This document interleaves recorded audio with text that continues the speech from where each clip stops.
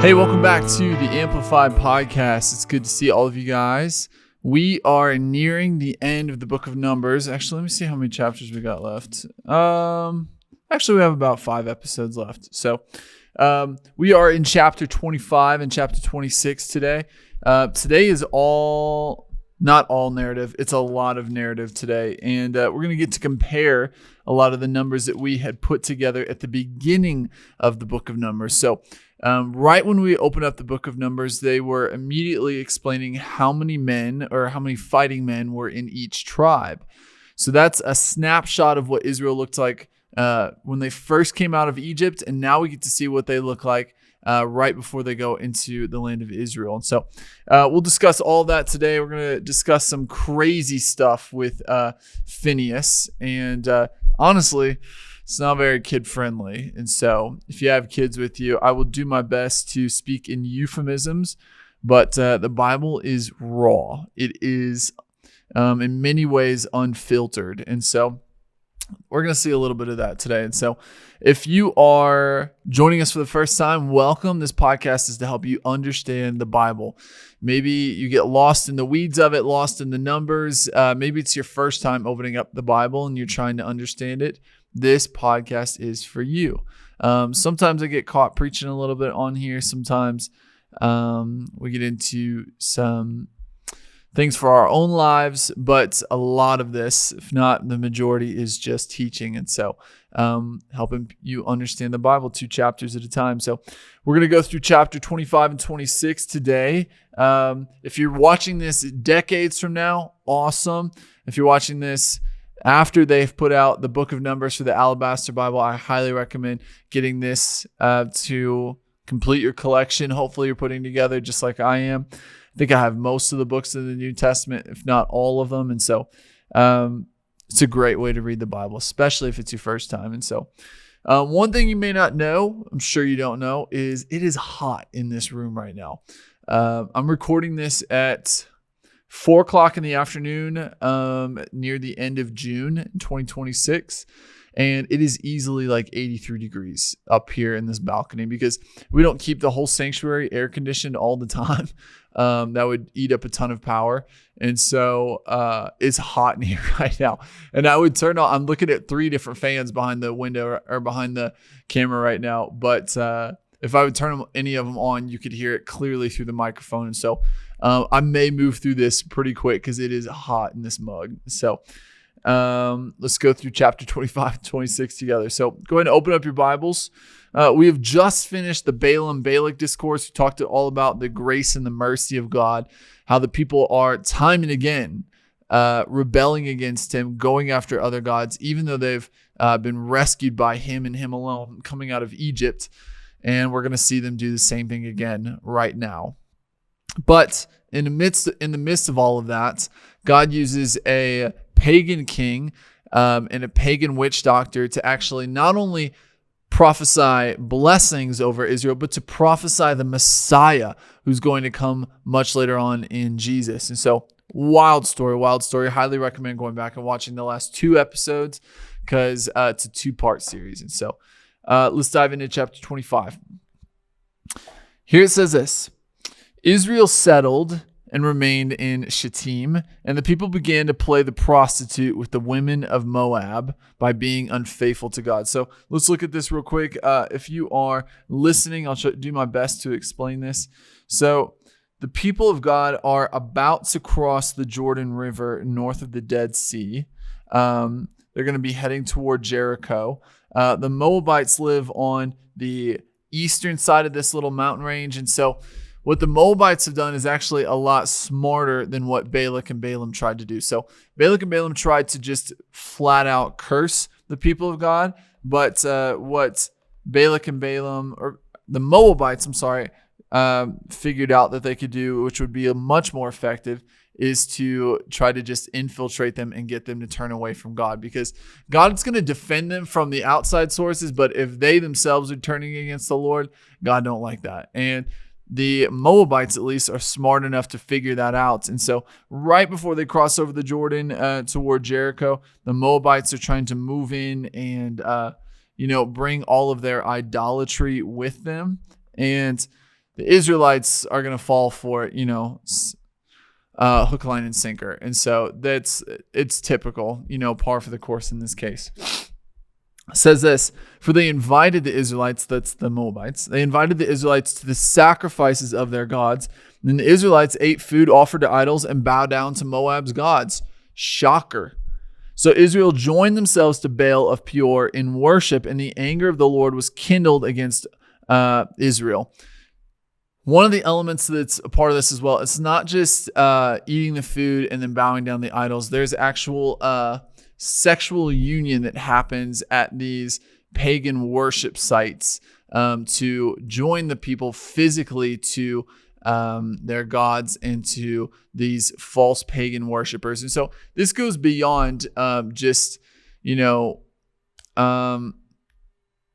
what we're accustomed to understanding. This is full on idolatry, full on infidelity to God himself in every way. And so the Lord said to Moses, take all the leaders of the people who have committed the sin with the Moabites and execute them in broad daylight before the Lord, so that the fierce anger of the Lord may turn away from Israel. This was a complete breaking of the covenant. God brought them out of Egypt by his grace. He brought them through the wilderness. This is now probably in the last year before they go into Israel.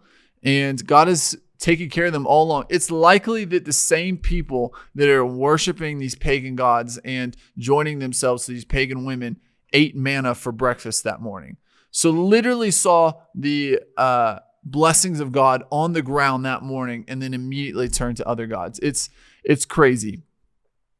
The Lord is obviously upset with this. They've broken the covenant. And so the punishment for breaking the covenant is death. And so especially the leaders are most responsible. God is being gracious to those who are not the leaders. And the punishment fits the crime.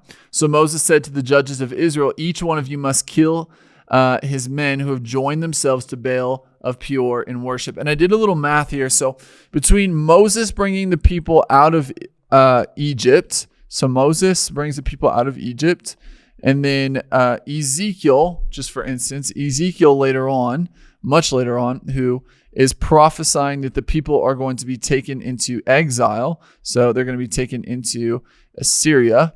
There is roughly 850 years. 850 years. You know what? That could be wrong, because I think it's only a few hundred years that the nation states exist. Actually, this could be correct. Either way, they play the prostitute roughly 18 times in 850 years of history here. And so that means that if we were to average them out throughout that time, it's about 47.2 years. So every time they have to renew their faithfulness after a moment of idolatry, it rarely ever made it to the third generation. It rarely ever lasted even 50 years. And so it's likely that you have one generation that screws up. They renew their faithfulness to God. They teach their kids, who some of them listen, some of them don't, but then they don't teach their grandchildren well enough. Those grandchildren fall into idolatry. So it's as I've said it before, this was not a people group that was mostly monotheistic, worshiping God, and had a few moments of polytheism. Actually, they were mostly polytheistic and had a few moments where they actually loved God and were monotheistic. So God's grace, again, reigns true, and it is the reason why he flung open the gate wide with Jesus for the Gentiles. God basically said, if you guys don't want me, I'm going to open up the door for anybody that would like to marry themselves to me in covenants, because I desire faithfulness more than a bloodline. And so that's what it's about. Verse 6, then one of the Israelites came and presented to his relatives, so this is kind of like meanwhile, a Midianite woman in the sight of Moses and the whole congregation of Israelites, while they were weeping over God's judgment at the doorway of the tent of meeting. So Moses is literally in the middle of telling the judges that they have to go and slaughter the leaders of the people who are joining themselves to these pagan women in broad daylight. And while he's doing that, one of the leaders comes and is showing off his Moabite, idolatrous woman that he's hanging out with. And by hanging out with, I mean doing a lot more. So when Phinehas, the son of Eleazar, so you have Aaron, Eleazar, Phinehas, this is the grandson of the high priest Aaron, saw this, he left the congregation and took a spear in his hands.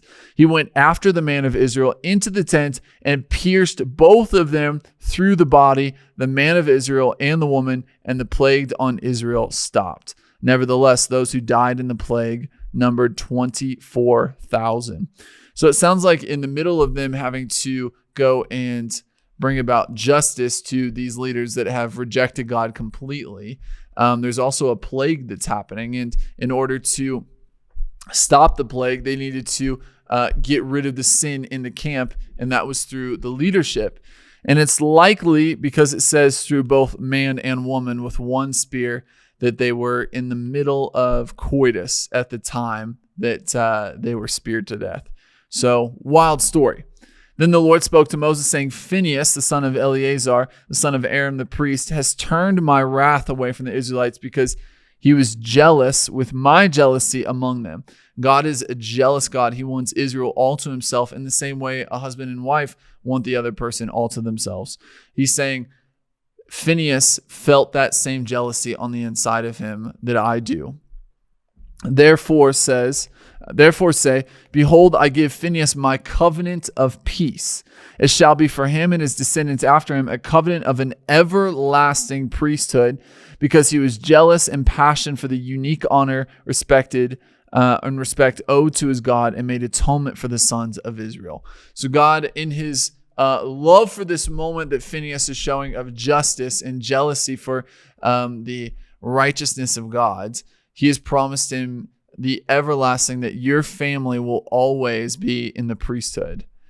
Here's what it says. Now the name of the man of Israel who was killed with the Midianite woman was Zimri. So the man that was killed, his name was Zimri,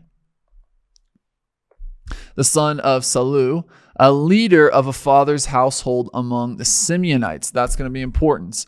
So he was the son of the leader of all the Simeonites. The name of the Midianite woman who was killed, her name was Cosbi. So this is Zimri and Cosbi are killed in this moment. And she was the daughter of Zehr, who was the tribal head of the father's household in Midian. So this wasn't just, a random woman and a random man. No, this was likely the future leader of the Simeonites as a complete tribe, sleeping with the daughter of this pagan leader of the Midianites. So none of this is flippant. It's all very calculated. And the leader's name was Zehr. So we got a little bit of a family tree, a horrible family tree going here.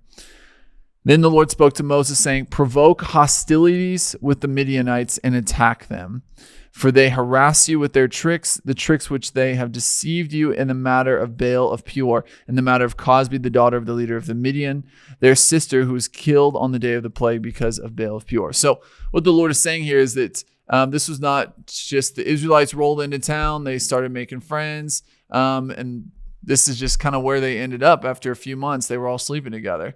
No, this was actually a calculated move on behalf of the Midianites to invade and infiltrate the Israelites and kind of tear them apart from within with the use of idolatry and these pagan women.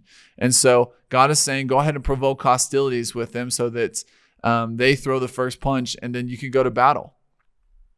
That's the end of chapter 25, a wild story. And that's the third plague that we see happen, where 24,000 died in this plague. And in a moment, we're going to see that actually most of them were Simeonites. I don't know why they felt the need, the Simeonites, to go after these women specifically, but it's just the way the cookie crumbled, I suppose. So I wrote this in my Bible as well. Okay, so one of the plagues, like I said, one of the plagues was they were overeating themselves on the birds that God provided. It's likely a lot of them died from gluttony. I think it's possible that, a lot of these pagan rituals involved eating dead animals, and not in a good way. All the animals that we eat as people are already dead, but correctly, that they've been treated with salt, they've been clean, it's not rancid. And I wrote in my Bible here that it was possibly untreated dysentery from food that they were eating that was sacrificed to idols that caused them to die. And so these are not great deaths to die. It's a tough way to go. So chapter 26, and we're going to go through some notes here. We're going to see the tribes and how they fared over these 40 years. Some of them did pretty well, some of them not so much. And I'll try to move through it pretty quickly so that we don't get lost in the weeds here. Then it happened after the plague that the Lord said to Moses and Eleazar, the son of Aaron the priest, "Take a census of all the males in the congregation of the sons of Israel from 20 years old and upward by their father's household, all those who are able to go to war." So this is roughly between 20 and 60 years old. So Moses and Eleazar the priest spoke with the people in the plains of Moab by the Jordan at Jericho, saying, "A census of the people shall be taken from 20 years old and upward, just as the Lord has commanded." Now the Israelites who came out of the land of Egypt were Reuben, the firstborn of Israel, or Jacob, the son of Reuben, of Hanok, the family of the Hanokites, of Palu, the Paluites, of Hezron, the family of the Hezronites, of Carmi, the family of the Carmites. So this is just, all the main families that are part of the Reubenites. So we're going to put Reuben at the top. I'm going to bring it down a little bit. Reuben. These families and clans were the Reubenites. Those who were numbered of them were 43,730. Originally, they were 46,500. So they lost, they gained almost 3,000. So we'll give them a plus sign. We'll write 3,000 next to them. So the Reubenites actually did pretty well.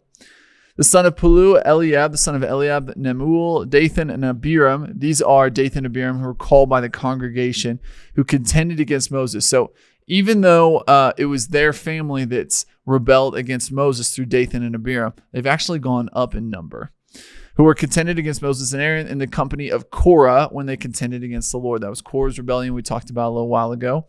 And the earth opened its mouth and swallowed them up along with Korah. When that company died, when the fire devoured 250 of them, so that they became a warning sign. But Korah's sons did not die because they did not participate in the rebellion. So those were the Levites. So Korah himself did die, but Korah's sons, like his whole generations after them, did not all die. Then we have Simeon. Simeonites did not do very well.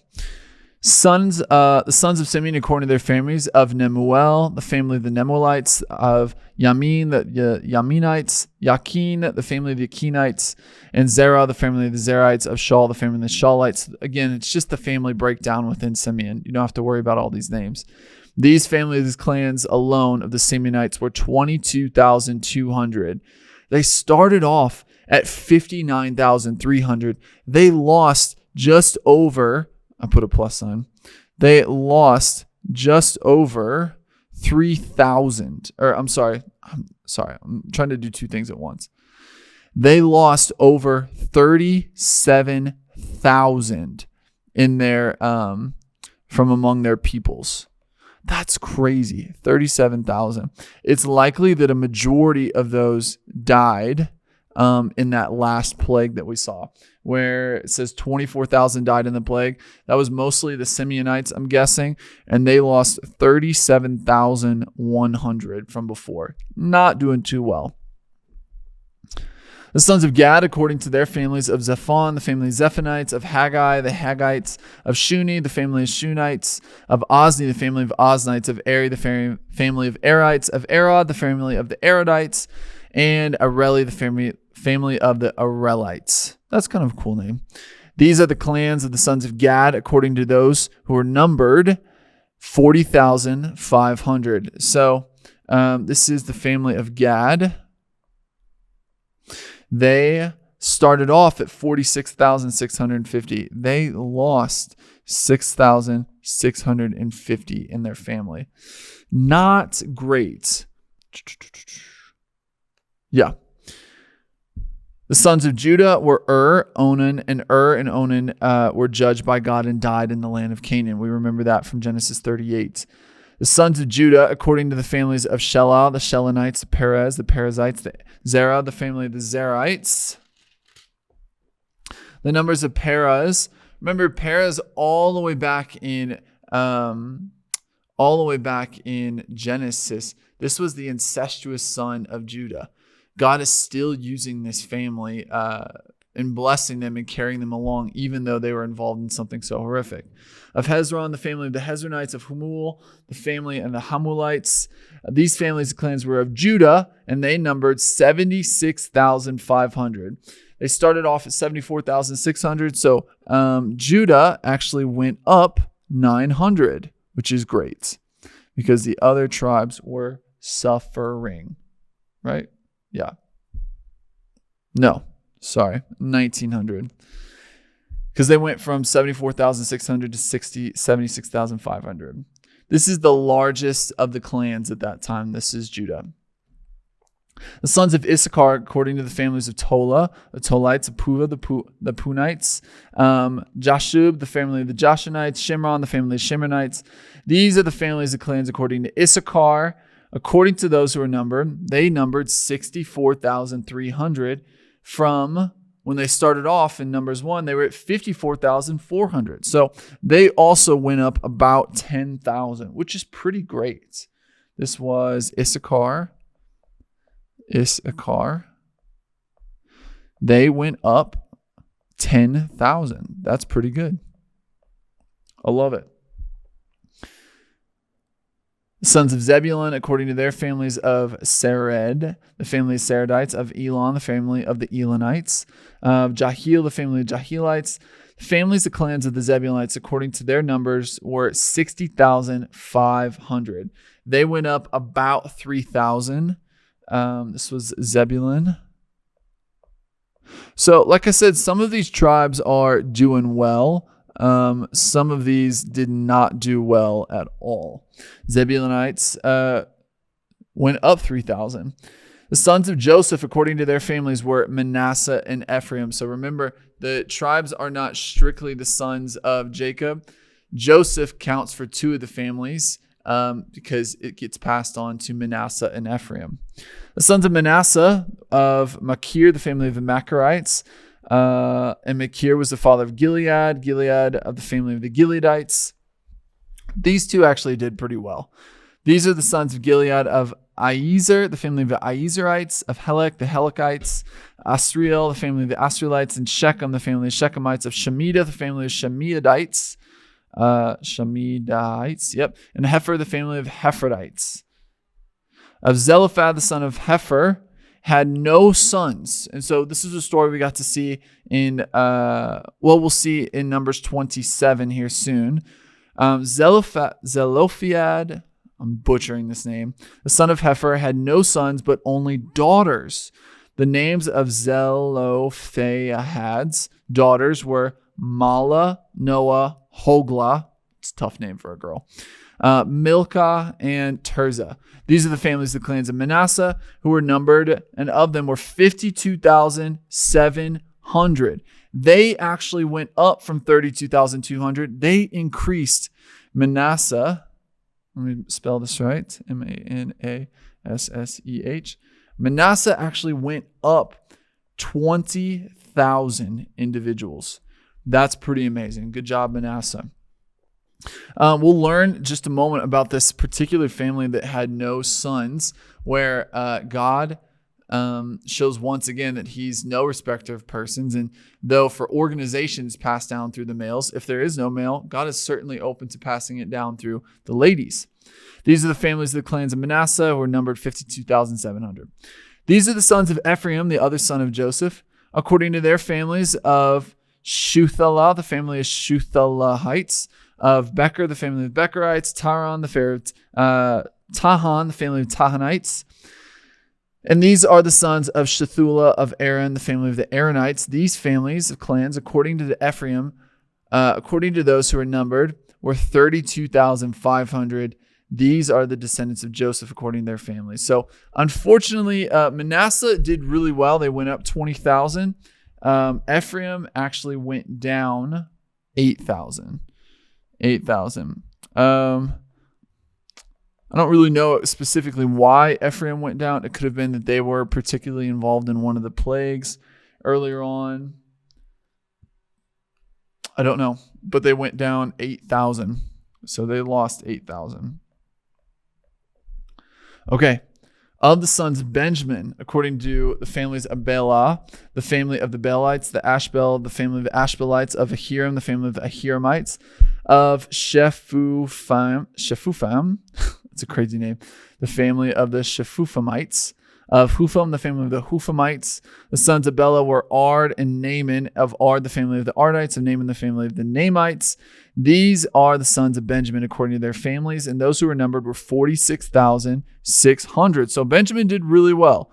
If you're following along from the first episode of Numbers, Benjamin actually went up 10,200. So good job, Benjamin. 10,200. These are the sons of Dan according to their families, of Shahuma, the family of the Shahuamites. These are the families of Dan according to their families. I guess it was just one big family, only the Shahuamites. All the families and clans of the Shahuamites according to their numbers were 64,400. They went up about 1,700. Yeah. They went from 62,700 to 64,400. So good job, guys, I guess. If it's just one family, I guess it makes sense that it's not as much. This is the tribe of Dan. So funny that you have like all these, like, when was the last time you met somebody named Issachar or Zebulun or Manasseh, and then you just have Dan? There's tons of Dans in America. It's crazy. So they went up. That was just a side note. They went up 1,700. Good job, boys. Okay. Of the sons of Asher, according to their families, of Imnah, the family of the Imnites, of Ishvi, the family of the Ishvites, of Beriah, the sons of the Berites, of the sons of Beriah, of Heber, the family of the Heberites, and Malkiel, the family of the Malkielites. And the name of the daughter of Asher was Sarah, Serah. These are the families of clans according to the sons of Asher, according to those who are numbered, 53,400. So they did well as well. So this is Asher. Asher, another name that's kind of coming back into style. They went up from 41,500. So they went up roughly 12,000. So good job, you guys. 12,000. Okay, we've gone through 1, 2, 3, 4, 5, 6, 7, 8, 9, 10, 11. One left. Okay, of the sons of Naphtali, our last tribe to discuss. I think the Levites are going to get measured here as well. Maybe, maybe not. According to their families, of Jahizel, the family of the Chehizlites, of Guni, the family of the Gunites. Kind of sounds like the Goonies. Of Jezer, the family of the Jezerites. Of Shelem, the family of Shelemites. These are the families, clans, according to Naphtali. According to their families, those who were numbered were 43,400. So, 45,400. They actually lost 8,000 individuals. That's kind of a steep decline. 8,000 individuals were lost from the tribe of Naphtali. So, again, a lot of this maybe just has to do with just they weren't replacing themselves well enough. They weren't having as many kids in particular tribes. So they lost, what did I say? They lost 8,000. So minus 8,000. Again, remember, God said that every individual over the age of 20 after year 1 was going to die out in the wilderness. And those who were under the age of 20, they didn't know better yet. And so God was going to use them. And this is the amounts of them and their children. So all of them are around the age of 60, between 60 and 40. And this is counting all of their descendants down to the age of 20, or at least the men. So this was the total number of the male Israelites equaled. I want to write this down in big letters, big numbers. 601,730 individuals 20 years old and upward who were able to go to war. In Numbers 1, we saw that they had 603,550. So they are roughly in the same place. They're off by about little less than 2,000. So over 40 years with over 500,000 individuals, actually way more, actually probably closer to 2 million if you count in all the grandparents, all the children, and then all the women, because this is only counting men from 20 to 60 years old. God has actually done a pretty good job keeping the size of Israel about the same. The Lord spoke to Moses saying, this is verse 53, among these the land shall be divided as an inheritance according to the number of names. To the larger tribe you shall give a larger inheritance, to the smaller tribe a smaller inheritance. Each tribe shall be given its inheritance according to its numbers. But the land shall be divided by lots. So they're going to cast the Urim and the Thummim, the rocks that we talked a long time ago, because the Holy Spirit's not been poured out yet. The land shall be divided by lot. They shall receive their inheritance according to the names of the tribes of their fathers, so their tribal ancestors. According to the location selected by lot, their inheritance shall be divided between the larger and smaller groups. So God's just telling them it's time to start dividing up the land. Obviously, you're going to give more land to the larger tribes, smaller to the smaller.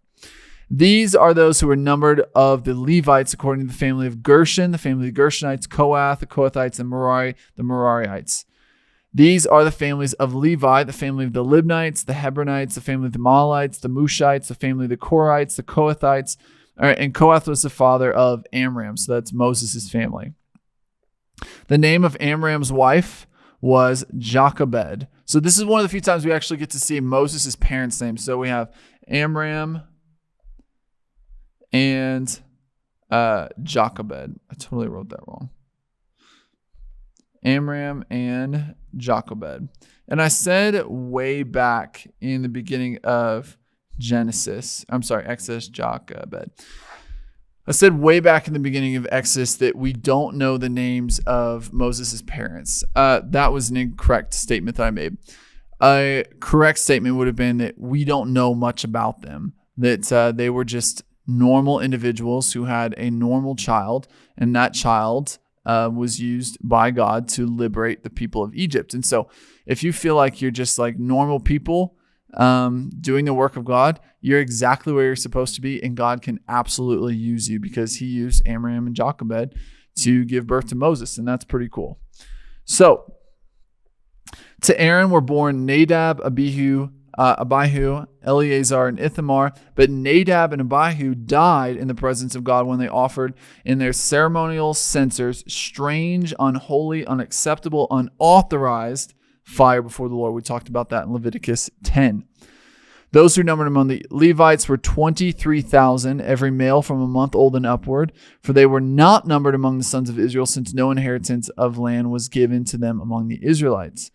These are those numbered by Moses and Eleazar the priest, who were numbered the sons of Israel for the second time in the plains of Moab by the Jordan River at Jericho. Okay.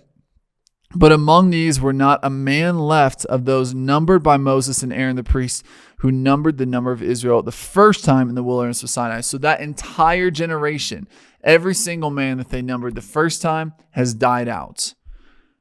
For the Lord had said, they certainly shall die in the wilderness, and not a man was left among them except Caleb the son of Jephunneh, Joshua the son of Nun. So this is over the course of roughly 14,600 days in the wild. This is 400 years. And this number is off because this is only counting. So I guess we could say this is what I'm about to say is only counting the men that are numbered in this case. This is the men only between 20 and 60 years old. Roughly 38 deaths occurred a day on average. Roughly 3 men died every single day per tribe, nearly 3 times the national average, which would be for the same amount of people, roughly 14 a day. They had 38 deaths a day as this generation was dying out in Israel. And this isn't even counting the women. This isn't counting the old men. And this isn't counting any accidental deaths of younger people. This is just counting those that God said shall not inherit the land of Israel because they didn't want it and they didn't want God and they rebelled against him. They were losing people at roughly 3 times what is the American national average today for the same group of people. That is what ungratefulness to the Lord, that is what rebellion against the Lord will get you. If you rebel against life itself, don't be surprised when you receive death. So some of the tribes did well. Obviously, Asher did pretty well. Manasseh did awesome, got 20,000 more. Issachar went up by 10,000. And then some of them did horribly over these 40 years. Simeon went down 37,100. Naphtali lost 8,000 a number. Ephraim lost 8,000 a number. But God was still faithful to keep the size of Israel the same. 600,000 to 601,000. Yeah, still roughly 600,000 people. So a lot of numbers here in the book of Numbers. It kind of lives up to its name, but that's what we're here for, is to help you understand the Bible, why so many of these numbers are significant, why some of them are going up and some of them are going down. It's the story of God's people, and this is history, raw, uncut, unfiltered for God's people. And so in the next episode, we're going to get into Joshua succeeding Moses, and that's a pretty cool story as well. So I will see you guys next time for our next episode of the Amplified Podcast. Of course, like and subscribe. Leave a comment if you have any questions. But until then, we will see you next week. Goodbye, guys.